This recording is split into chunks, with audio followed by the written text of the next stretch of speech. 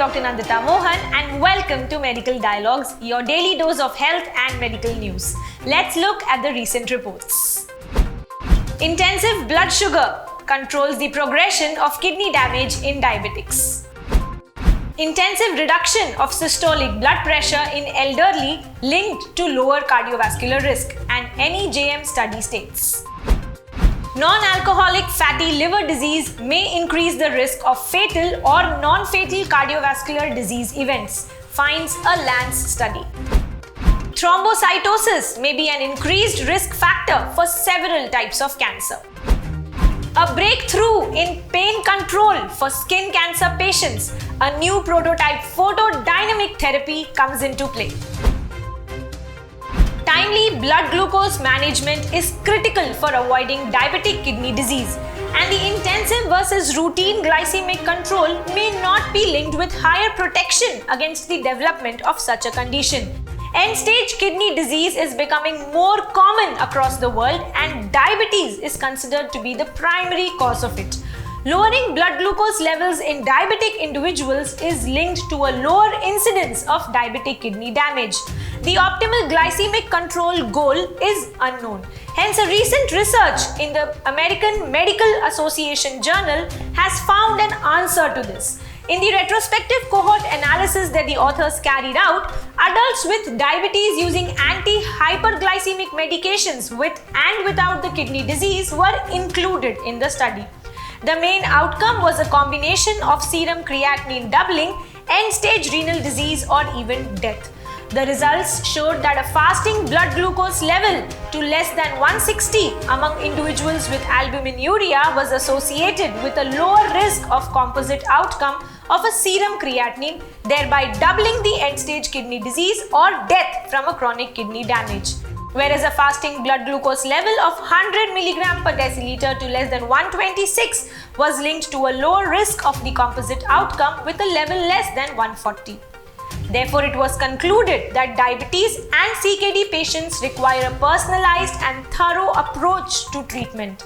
Nonetheless, strict glycemic management may be associated with a lower overall health risks in CKD patients, particularly those with minimal albuminuria. The optimal systolic blood pressure goal for reducing cardiovascular risk in elderly hypertensive individuals is still under research. In a recent investigation published in the New England Journal of Medicine, was observed that an older hypertensive patient's intensive therapy with a systolic blood pressure goal of 110 to less than 130 resulted in a reduced incidence of cardiovascular events that conventional treatment. In this multi-center randomized control study, researchers randomly assigned individuals aged 60 to 80 with hypertension to either a systolic blood pressure target of 110 to less than 130 as the intensive therapy, or a target of 130 to less than 150 being the conservative standard treatment. Stroke, acute coronary syndrome, acute decompensated heart failure, coronary revascularization, atrial fibrillation, or even death from cardiovascular causes were the major outcomes. Around 4,200 were randomly allocated to the intensive treatment group and around 4,250 to the standard treatment regimen. At 1 year, the mean systolic pressure in the intensive treatment was 127.5 and 135.3 in the treatment group. Primary outcome events occurred in 3.5%, whereas compared to 4.6% in the standard treatment group. Except for the frequency of hypotension, which was greater in the intensive treatment group, the results for safety and renal outcomes did not differ substantially between the two groups. Hence, it was concluded that the treatment hypertension with systolic blood pressure targets has shown positive results and may be advisable to be practiced.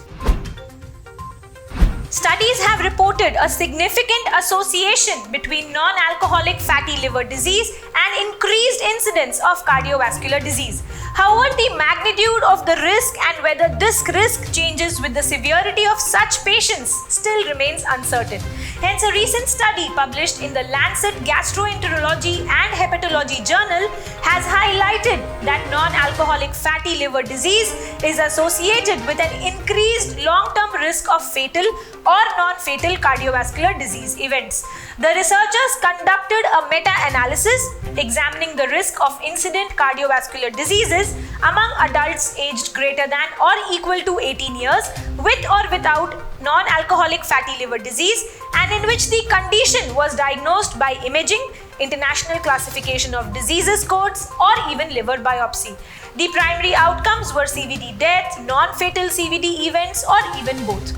The results showed that non-alcoholic fatty liver disease was associated with a moderately increased risk of cardiovascular events.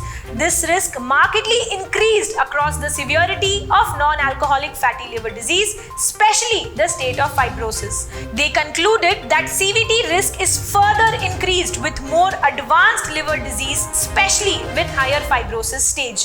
These results provided evidence that non-alcoholic fatty liver disease might be an independent risk factor for CVD morbidity and mortality.